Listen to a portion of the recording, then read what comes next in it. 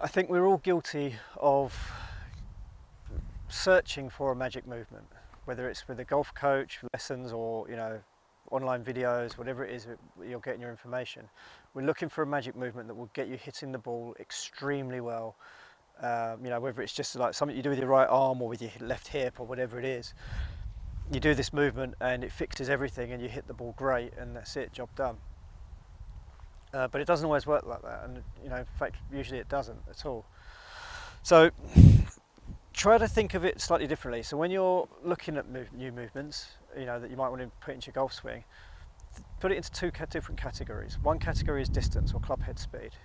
Is this going to improve my club head speed? And then on the other side of the scale, it's your consistency, accuracy and strike, or CAS as we call it, CAS.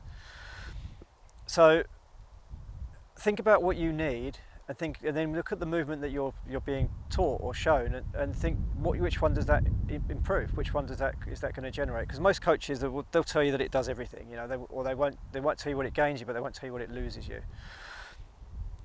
So you've got to do that for yourself. You've got to weigh it up for yourself. So, for example, if they're trying to tell you to get a bigger turn, get the left knee turning in, lift the arms higher, more wrist hinge, all this kind of more, and then really whip it through, this is going to generate speed.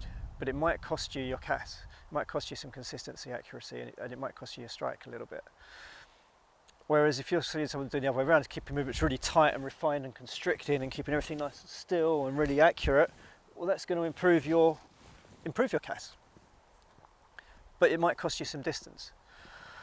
And you need to know that. It's something that it's worth knowing in general. I think you need to figure out which one you need. So for example, if you're a beginner, you're definitely better off working on your CAS first. Get your movements really tight and confined and restricted and get the ball going nice and straight and accurate and build up some confidence, and then build your speed up and try and keep that straightness going as you build your speed up. And I think it's better off doing it that way around than the other way around, whereas you go lashing at the ball and getting lots of speed and then try and contain it and refine it. Because the harder you hit the golf ball well, the better it feels.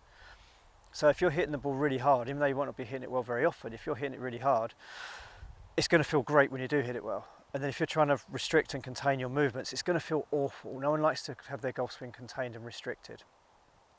It's going to feel really rubbish. And also you might lose some club head speed initially, so that's going to feel bad as well. It's not going to encourage you to do it.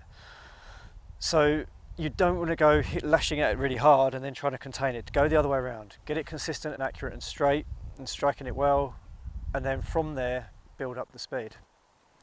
So you've got to wait. Other people are tongue-tied. So if you're not a complete beginner, think about where you are with your game. So for example, most of us are going to be after CAS. Most of us, just generally speaking, we want to hit it straighter, we want to be more consistent, we want to be more accurate. They're the things that we want and need to become better golfers. And as long as you're not too extreme with that, you can still maintain at least most of your speed, if not all of it.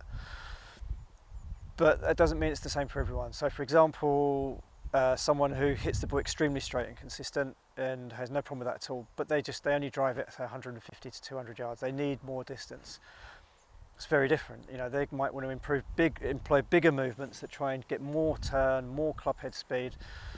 And as I say, it comes back to when you're finding these movements, when you're looking at these movements, look at what they generate and think about what you need before you start to do it, before you start to work on it.